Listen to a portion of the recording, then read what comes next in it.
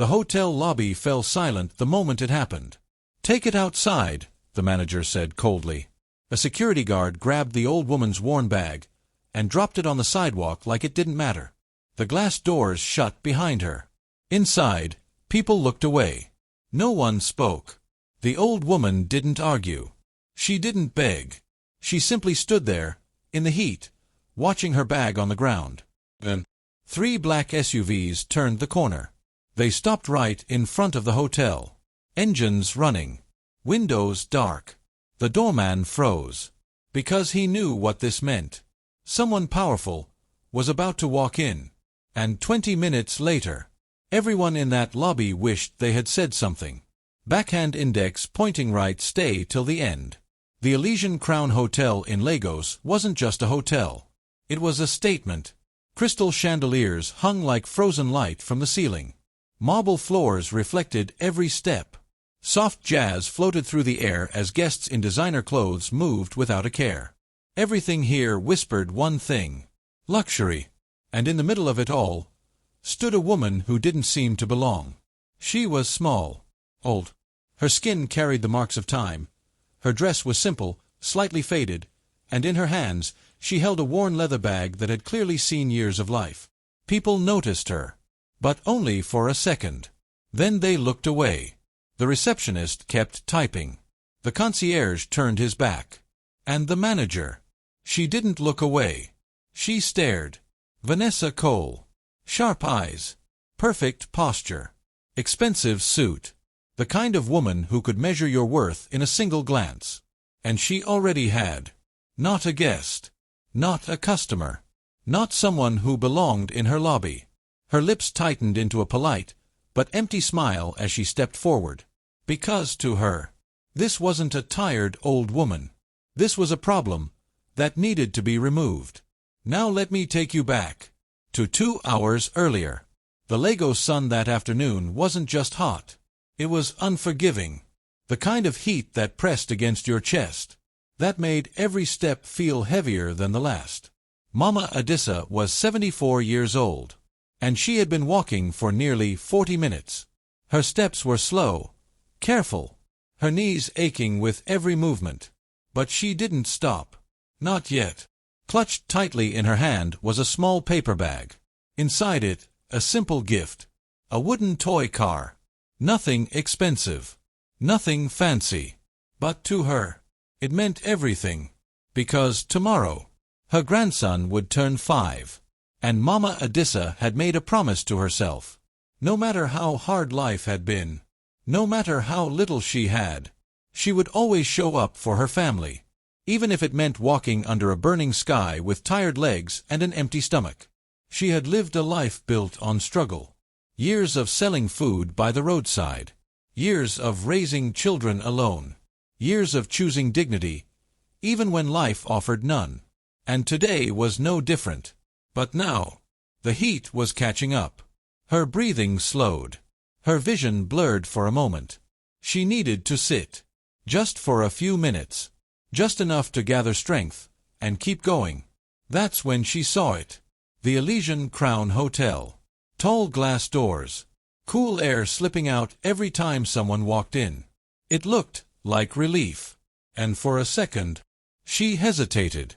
Places like this were not built for people like her.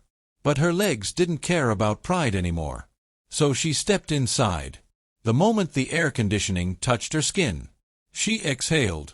Slowly, like her body had been waiting for that moment. She found a seat near the window, sat down carefully, and placed her bag gently on her lap. For the first time that day, she closed her eyes. Peace. Just a few minutes of peace. No noise. No struggle. Just cool air and silence. But peace didn't last long. "Excuse me, ma'am." The voice cut through the moment. Sharp. Controlled. Mama Adissa opened her eyes slowly. And there she was. The manager. Standing right in front of her. Watching her. Not with concern, but with judgment. "Can I help you with something?" The manager's voice was polite, but empty. Mama Adissa looked up at her, calm, composed. "No, my child," she said softly. "I'm just resting for a moment. The heat outside is too much." The manager's eyes moved slowly, from her face, to her dress, to the worn bag resting in her lap. The judgment took less than 3 seconds. "Are you a guest at this hotel?" Mama Adissa shook her head gently. "No. I was just passing by. I needed a place to sit for a few minutes." A small pause. Then the smile on the manager's face tightened. "I understand," she said, "but our seating area is reserved for paying guests." Her tone changed slightly, colder. "There's a public bench outside. You can sit there. Outside. In that heat." For a 74-year-old woman. Mama Adissa didn't react immediately. She simply looked around. A man in casual clothes lay across a sofa, scrolling his phone. A young woman sat at the coffee bar, laughing loudly, shopping bags scattered around her. No one asked them anything. No one questioned if they belonged. Mama Adissa turned her eyes back to the manager. "That gentleman," she said gently, "and that young lady, are they guests?" The manager didn't even look. "Ma'am, I'm going to have to ask you to leave." The words were sharper now, more direct. Something in the air shifted. But Mama Adissa didn't raise her voice, didn't argue. She had heard this before. Different places, different years, same meaning. "You don't belong here." She folded her hands quietly over her bag. "I will not be long," she said softly.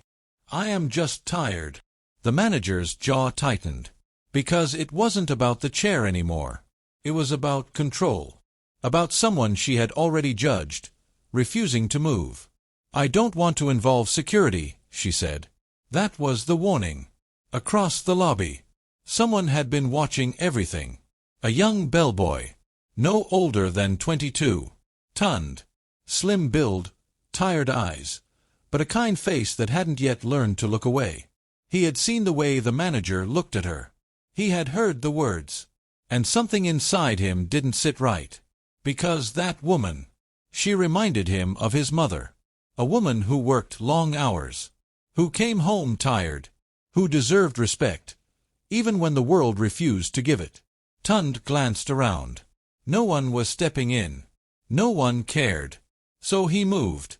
He walked quietly to the coffee bar, picked up a glass of cold water, and carried it straight to Mama Adissa. "Ma'am," he said gently, placing it beside her, "you might need this." For a moment, she looked at him, surprised. Then, she smiled. A real smile. "Thank you, my son," she said softly. Across the room, the manager saw it, and her expression darkened. Because kindness was not part of her plan. The manager didn't say anything else. She simply turned and walked toward the front desk. A few seconds later, she came back, this time with security. A tall man in uniform stepped forward, uncomfortable, hesitant. "Ma'am," he said quietly, "I'm sorry, but I'll have to ask you to leave." The entire lobby felt different now. Quieter, heavier. Every eye was watching, but no one moved. Mama Adissa slowly placed her hands on the armrest and stood up. Her knees trembled slightly, but her face remained calm, dignified. She reached for her bag, but the manager was faster. She grabbed it, held it away from her body, like it didn't belong near her, and without a word, she walked toward the glass doors, pushed them open, stepped outside, and dropped the bag onto the hard concrete. Just like that. That bag was not just leather. It carried years. Her late husband's memory. The man who had worked with his hands every day to build a life for their family. That bag had been with her through everything. And now, it lay on the ground, like it meant nothing. Mama Adissa walked outside slowly, picked it up carefully, brushed off the dust with gentle hands, checked inside. The small wooden toy car. Still safe. She held the bag close to her chest. For a moment, she stood there in the heat, silent. She didn't shout. She didn't cry. Because some pain, is too deep for noise.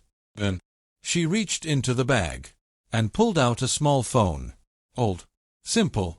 She opened it, pressed one button. It rang once, then twice. A voice answered. Nana. Mama Adissa's voice was calm. Steady. I'm outside a hotel on Victoria Island, she said softly.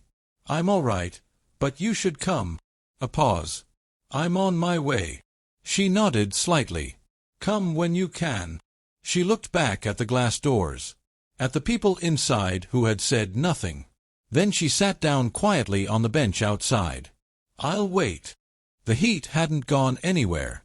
It pressed down harder now, wrapping around Mama Adissa like a weight she couldn't escape. She sat quietly on the bench outside the hotel, her bag resting gently on her lap, her hands folded over it, protectively. No anger, no complaint, just patience. Inside the glass doors, life had already moved on. Laughter returned. Conversations resumed. The same people who had watched everything went back to pretending nothing had happened, like she had never been there, like she didn't exist. Time passed. Slowly, silently. Then a low rumble broke the stillness. At first, distant, then closer. Heads began to turn. 3 black SUVs appeared at the end of the street, moving in perfect formation. Slow, controlled, powerful. They pulled up directly in front of the hotel entrance and stopped. Engines running, windows dark. The doorman straightened instantly. The chatter inside the lobby faded, because everyone felt it. Something had changed, and whoever was inside those vehicles was not ordinary. The front door of the first SUV opened. A young man stepped out, tall, sharp, dressed in a perfectly tailored suit that spoke of power without saying a word. He didn't rush. He didn't look around. He simply adjusted his jacket and walked forward. 4 others stepped out behind him, moving in sync, professional, focused. The glass doors opened. His shoes echoed against the marble floor as he entered the lobby. Every head turned. The manager straightened instantly, forcing a polished smile. Good afternoon, sir. But he didn't stop. Didn't even look at her. His eyes were already fixed on something else. Outside, through the glass, the bench, the old woman, Mama Adissa. His expression changed. Not anger. Something deeper. He turned immediately and walked back outside. The entire lobby watched in silence. He reached her, and without hesitation, he bent down, right there, on the pavement, in his expensive suit. Nana, he said softly. Mama Adissa looked up at him. A small smile touched her face. You came. He held her hands gently, then looked at the bag, the dust still clinging to it. His jaw tightened. Who did this? She didn't answer. She didn't need to. He already understood. Slowly, he stood up, turned toward the hotel, his voice calm, but heavy. She is my grandmother. A pause. Then, something that shattered the entire room. And this hotel, his eyes locked onto the manager, belongs to her. Silence. Total. The manager's smile vanished. Color drained from her face. Because in that moment, everything she thought she controlled was no longer hers. The lobby remained frozen. No one moved. No one spoke. Then, Mama Adissa's voice broke the silence. Calm, soft, but powerful enough to fill the entire room. You looked at my clothes and decided I didn't belong. The manager couldn't lift her eyes. Her hands trembled. I was not disturbing anyone, Mama Adissa continued. I was only tired. A pause. You did not need to know who I was, to offer me a chair. The words landed heavier than any punishment. The young man stepped forward, his voice sharp. Should I remove her from this position? But Mama Adissa gently raised her hand. No. The entire room looked at her. If you take her job, she will learn nothing, she said. She will only become harder. She turned her eyes to the manager. For the next 30 days, you will stand at that door yourself. A small pause, and you will welcome every single person without judging them. Tears rolled down the manager's face. Not fear. Understanding. Then Mama Adissa looked across the lobby at Tund, the young worker who had offered her water. You, she said softly. Kindness like yours should not go unnoticed. The young man beside her nodded. Report to my office this week, he said. You deserve more than this position. Tund stood frozen. Because sometimes, justice doesn't shout. It changes lives quietly. Mama Adissa stood up slowly. Her bag held close, her dignity untouched. Without another word, she walked toward the exit. This time, no one looked away. The same people who had ignored her before stepped aside, watching, silent, changed. The manager stood at the door, eyes lowered, whispering to every person who entered, "Welcome." Mama Adissa stepped outside, not as someone who was removed, but as someone who was respected. And as the cars pulled away, one truth remained. Respect is not given to wealth. It is given to humanity.